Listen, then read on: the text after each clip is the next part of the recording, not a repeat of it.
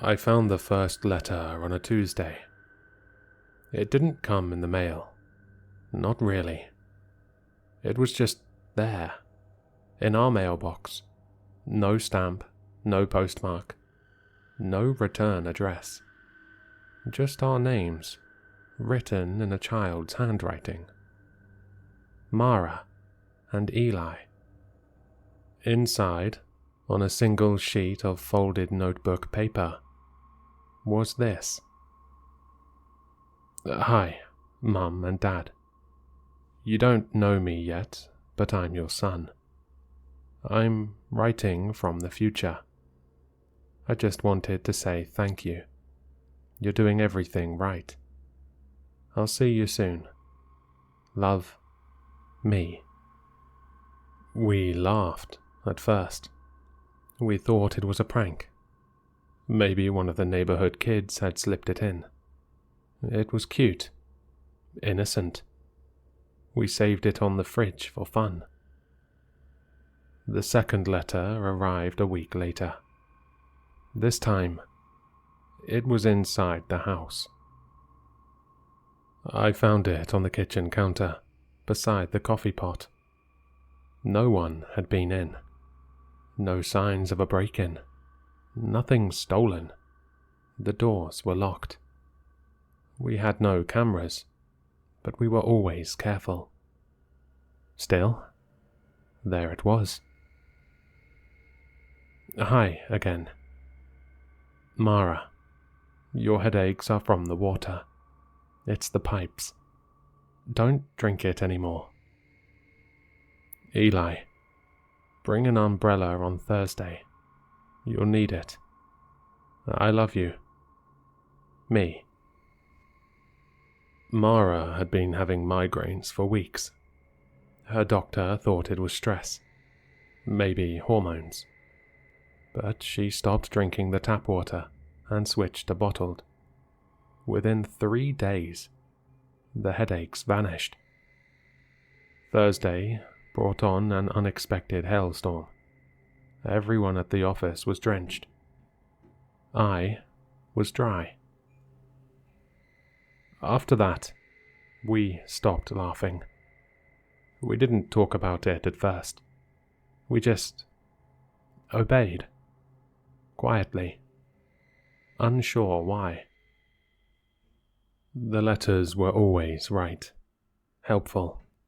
Loving. They felt real. They started arriving regularly. The third letter told us not to attend a birthday party we'd been RSVP'd to weeks before. It was vague. Please don't go to the party on Saturday. Something bad will happen. But you'll be safe if you stay home. I promise. So, we stayed home. The next day, the news reported a carbon monoxide leak at the event hall.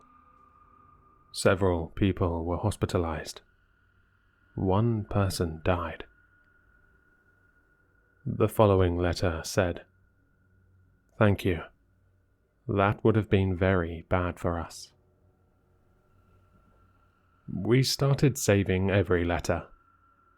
They felt sacred. They always came when we were alone. Always in strange places. Under pillows, inside cupboards. Once, even inside the fridge, folded neatly between 2 cartons of eggs. Each note felt warmer, more intimate, more personal. They began using our childhood stories, ones we'd only ever shared in whispers. Mum, remember the pink shoes you buried in the woods behind Grandma's house? I found them. They were still there. Thank you. Mara burst into tears. She hadn't thought about those shoes in 20 years. Dad, the letter you wrote to your grandpa before he died. He read it. He says, thank you. My knees buckled. I had burned that letter before ever sending it. Then the warnings began. They were subtle at first. Don't answer Aunt Lydia's calls anymore. She doesn't believe in me. She's going to make you forget. We ignored that one. Lydia came to visit the next week. She walked through our house, sat on our couch, and said she felt something wrong in the air. She kept asking if we were okay, if we were sleeping, if we were eating. She left us a dream catcher and told Mara to wear lavender on her wrists.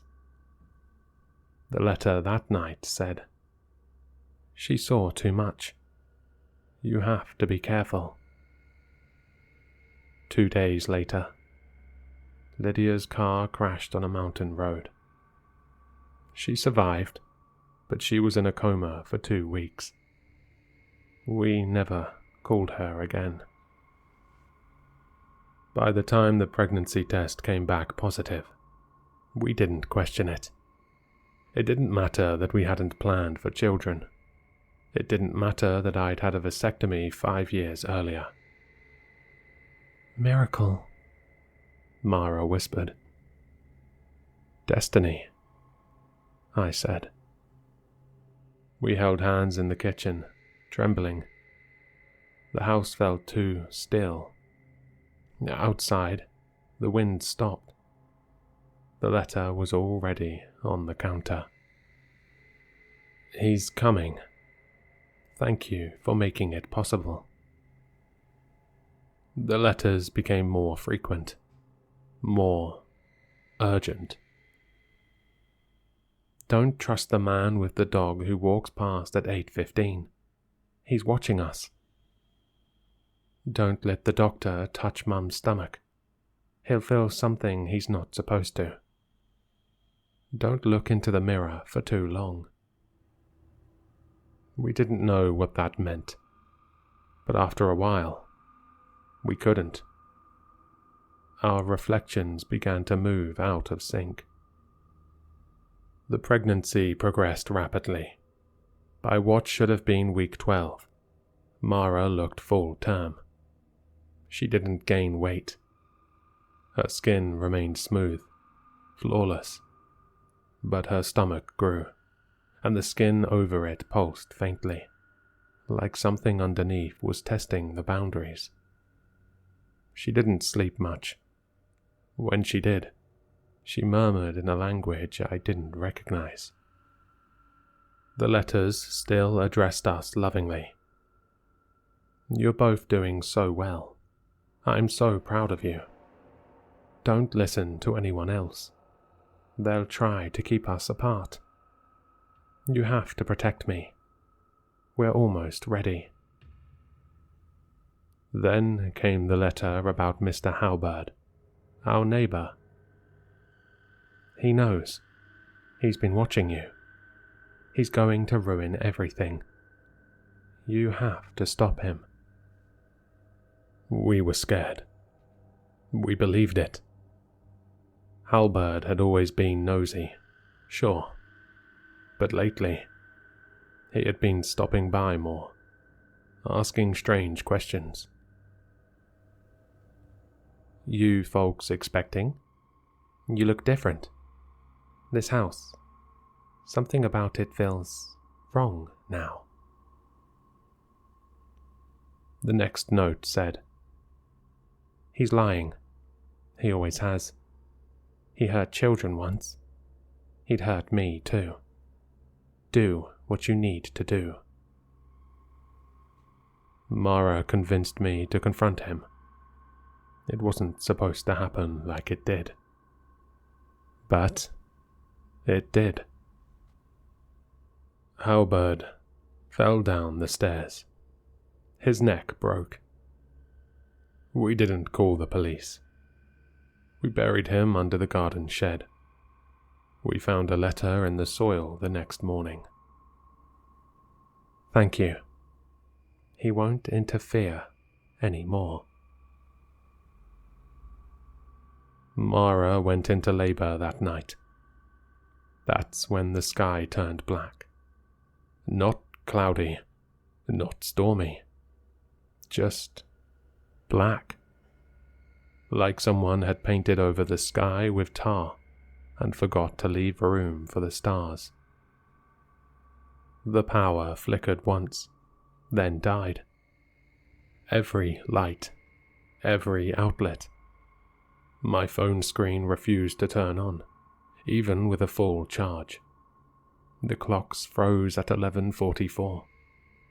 Outside the window, there were no streetlights, no moonlight. Just a black wall where the world used to be. Even sound felt muffled, like we were wrapped in cotton. Mara screamed. It wasn't a cry of pain. It was something else. Her voice didn't echo. It seemed to collapse in on itself, the sound falling flat in the air like it wasn't supposed to leave the room. And then it stopped. Her eyes rolled back, her mouth hung open, and from her lips came a voice that wasn't hers.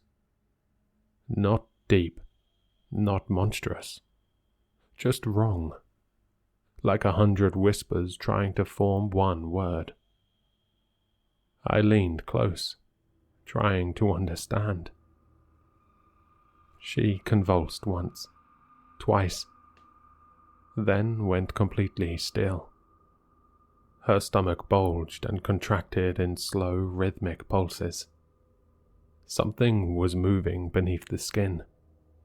Not kicking, shifting, like it was stretching, unfolding. I backed away. The room felt hotter by the second. The walls pulsed with a dull red hue, as if lit from behind veins. The floor vibrated beneath my feet in perfect sync with Mara's breaths. Deep, dragging, unnatural.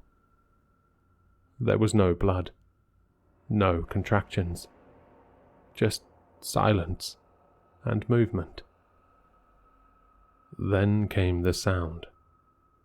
A high-pitched whine, like metal scraping against bone. It came from Mara's mouth, eyes, fingertips. Her skin began to glow, and just as quickly, it stopped. Her belly went still. Her eyes fluttered open. She looked at me, really looked at me, and smiled.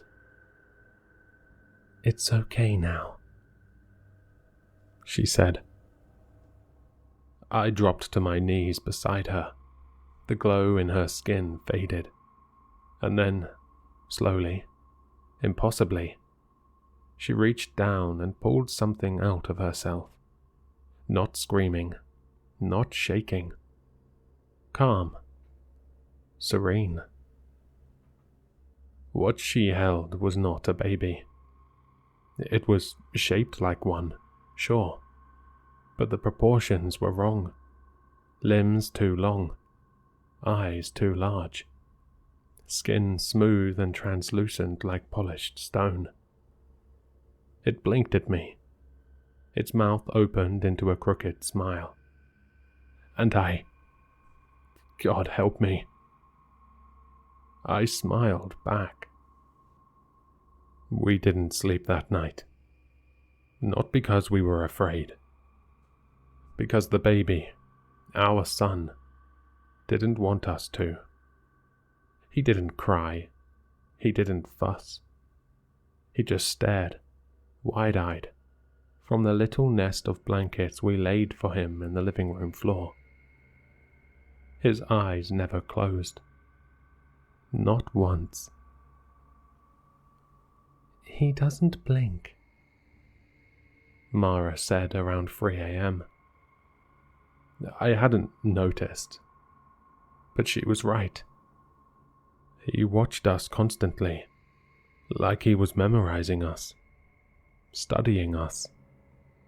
like we were a test and he was waiting for the results. And we felt proud, grateful. There were no more letters. None the next morning, none the next week. But there were changes. Mara no longer needed food. Not really. She'd pick at toast, sip at tea, but nothing else. She stopped sleeping entirely, yet never seemed tired.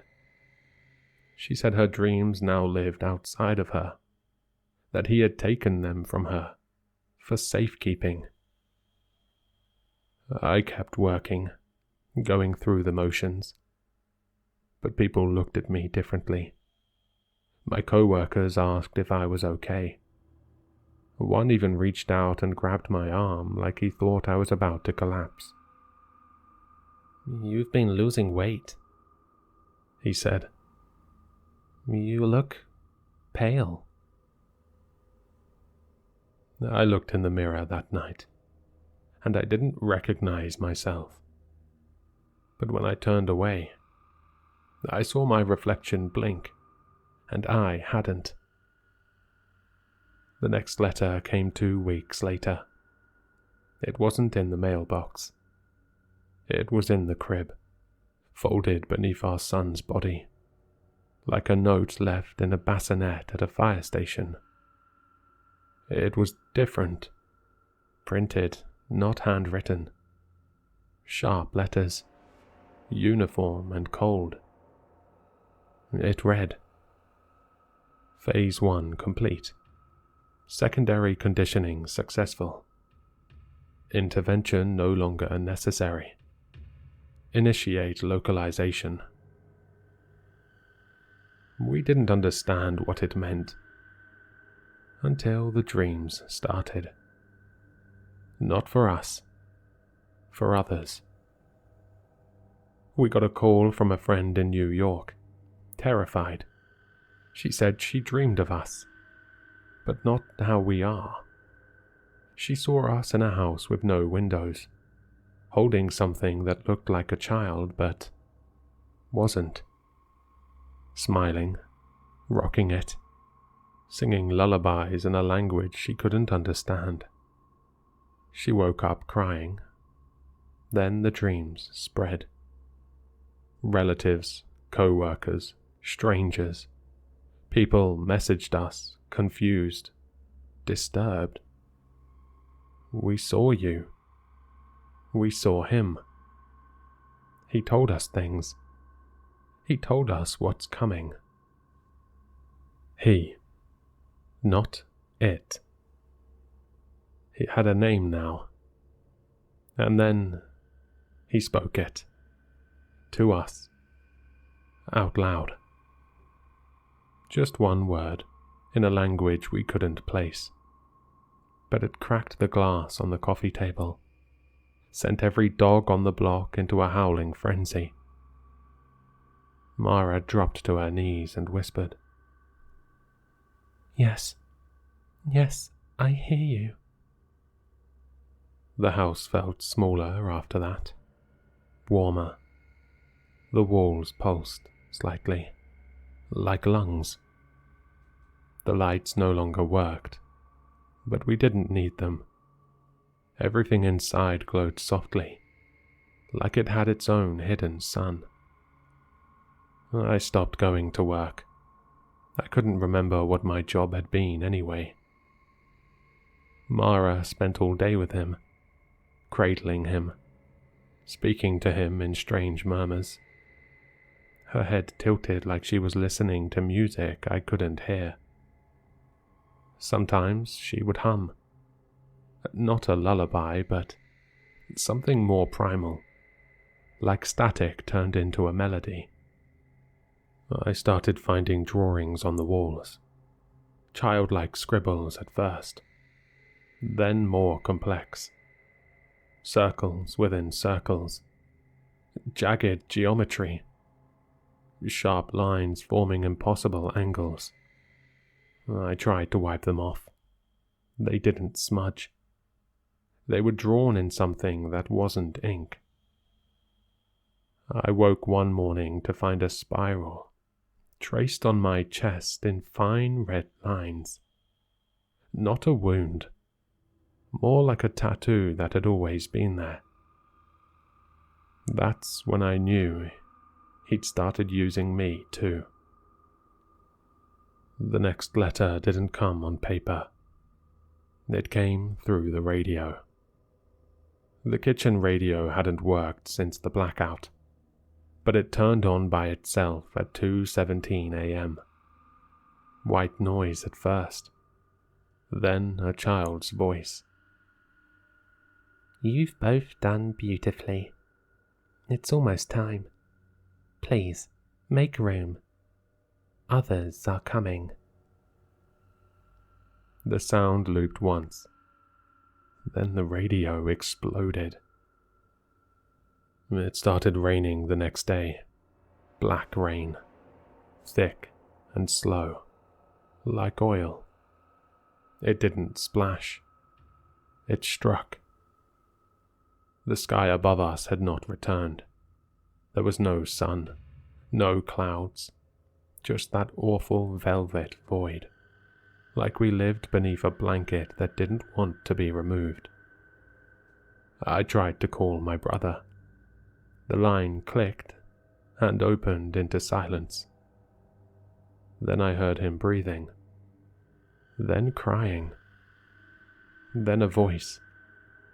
Our son's voice, saying, "He's not ready." Mara was ready. She started setting up the house, rearranging the furniture. She said they needed a nursery. Not for him. For them. "They're coming through soon," she told me one night while folding linens. "He's made it safe for them now." Who? I asked, because I didn't want to believe what I already knew. She looked at me with those wide, glowing eyes and said, "The others." 2 nights later, we watched from the porch as the man across the street walked into his front yard, dropped to his knees, and carved a circle into his chest using the edge of a broken CD. He was smiling the entire time. When I ran to him, he was already gone. But on his shirt, written in something that might have been blood, or something worse, was one word. Ready. We stopped getting mail.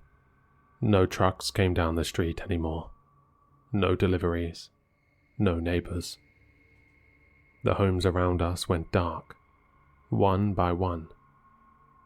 Some remained standing, shadows behind their windows. Others collapsed in on themselves overnight, like paper folding into ash.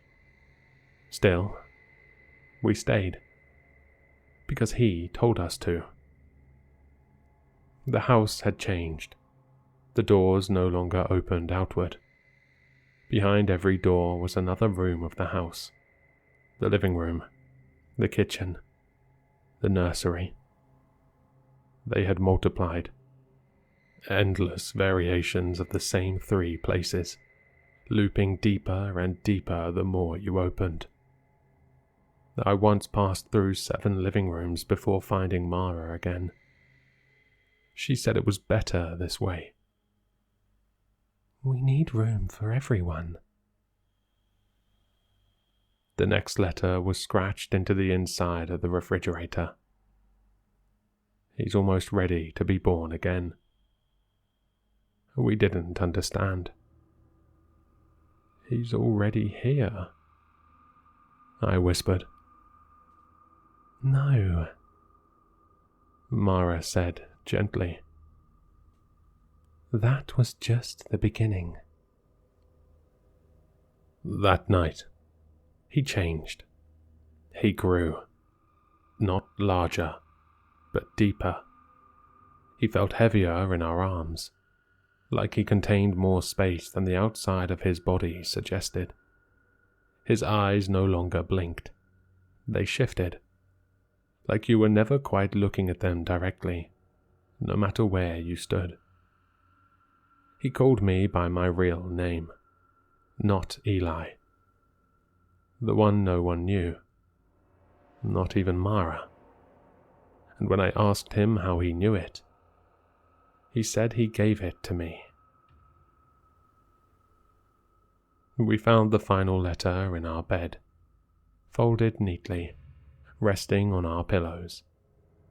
This one wasn't signed. The bridge is built. The hosts are prepared. The signal will arrive soon. Do not interfere. The walls began to hum. The black sky tore open, but it didn't reveal stars. It revealed an eye, huge, pulsing, watching, and it blinked. We didn't scream when the sky blinked. We knelt. Everyone did. Across the street, from what houses remained, figures emerged, staggering, praying, chanting in tongues that didn't belong to any language we knew. Some we recognized, some we didn't. All of them watched the sky and waited.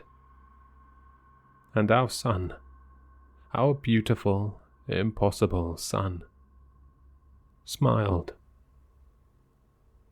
Now you see, he said. He wasn't a child anymore, not in the way we understood.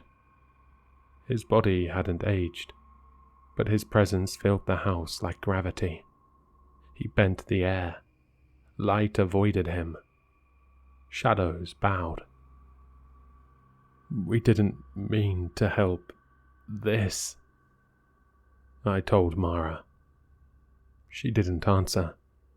She was no longer Mara. Not really. It started 3 nights ago. I found her standing in the hallway, tracing the spiral on her chest. She said it itched, said it moved when she looked away. She whispered that she'd started dreaming of herself, from the outside, watching her own body carry out instructions she hadn't consciously heard. She didn't fight it. I think a part of her had been gone for weeks. And now, there was no more denying it. The air crackled with electricity. The ground shook in pulses. The eye in the sky blinked once more. Then the letter appeared. Not in the house. In my mind. A voice, warm, familiar. You were never meant to survive me, only to usher me in. The locks have been undone, the veil rewritten, the shape of the world bent back to its origin, to me. I did not come to destroy your world. I came to replace it. You were the prayer, and now you are the silence that follows it. There will be no aftermath, no reckoning, only continuity, in my shape, in my image, and in the names that come after yours are forgotten. Sleep now. The new world does not require your witness. I tried to scream, but my mouth no longer worked. I tried to run, but my legs were no longer mine. Mara turned to me one last time. She opened her mouth, and in our son's voice, she said, "We are already inside."